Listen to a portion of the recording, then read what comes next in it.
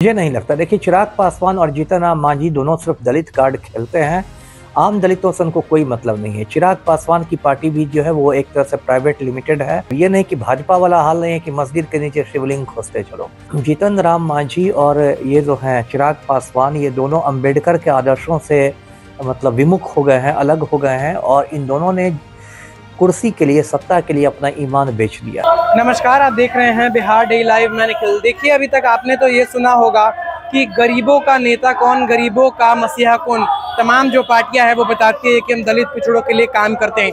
पर आज हम ये बात करेंगे कि दलितों की और जो पिछड़ों की जो पार्टी है गरीबों की, वो कौन सी है। और इसी सब तमाम मुद्दों पर हमारे साथ बातचीत करने के लिए मौजूद हैं पूर्व IPS ऑफिसर अमिताभ दास। क्या कुछ कहते हुए नजर आ रहे हैं, पहले इस वीडियो को देखिए।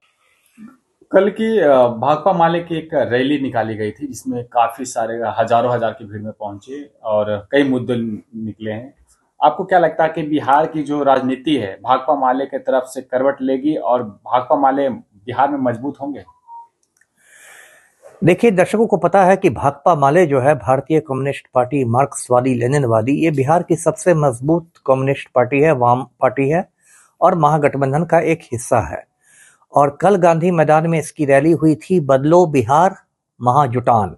तो रैली काफी मतलब आप कह सकते हैं इम्प्रेसिव रही थी, बहुत भीड़ उमड़ी थी और एक तरह से भाकपा माले ने इस रैली के जरिए अपनी मतलब मजबूत उपस्थिति दर्ज कराई है।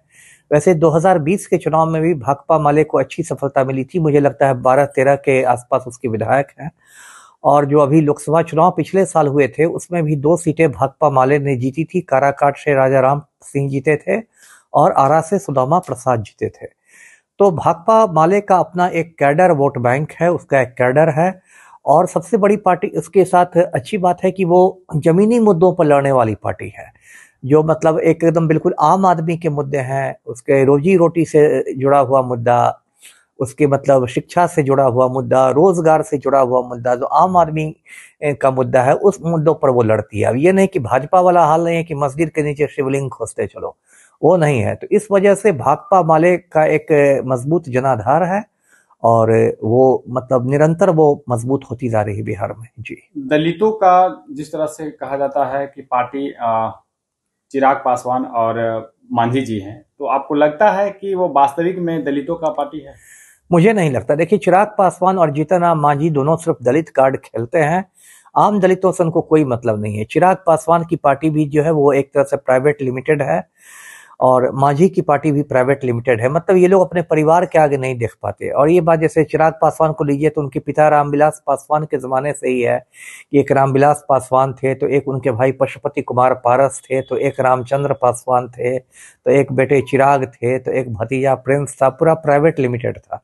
वही समस्या जीतन राम मांझी के साथ है। केंद्र में जीतन राम मांझी मिनिस्टर हैं, बिहार में संतोष सुमन बेटा मिनिस्टर है। इमामगंज उपचुनाव हुआ तो दीपा मांझी पुत्रवधू हो गई, उनका अपना प्राइवेट लिमिटेड है।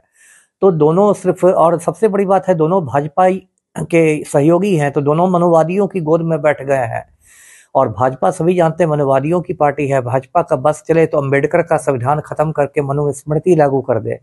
तो जीतन राम मांझी और ये जो हैं चिराग पासवान, ये दोनों अंबेडकर के आदर्शों से मतलब विमुख हो गए हैं, अलग हो गए हैं, और इन दोनों ने कुर्सी के लिए, सत्ता के लिए अपना ईमान बेच दिया है। जी, दोनों एक जनसुराज प्रशांत किशोर की पार्टी वो नया बिहार और भाकपा माले बदलो बिहार, ये दोनों का जो लाइन है कुछ मैच करता हुआ दिख रहा है, लेकिन किस तरफ?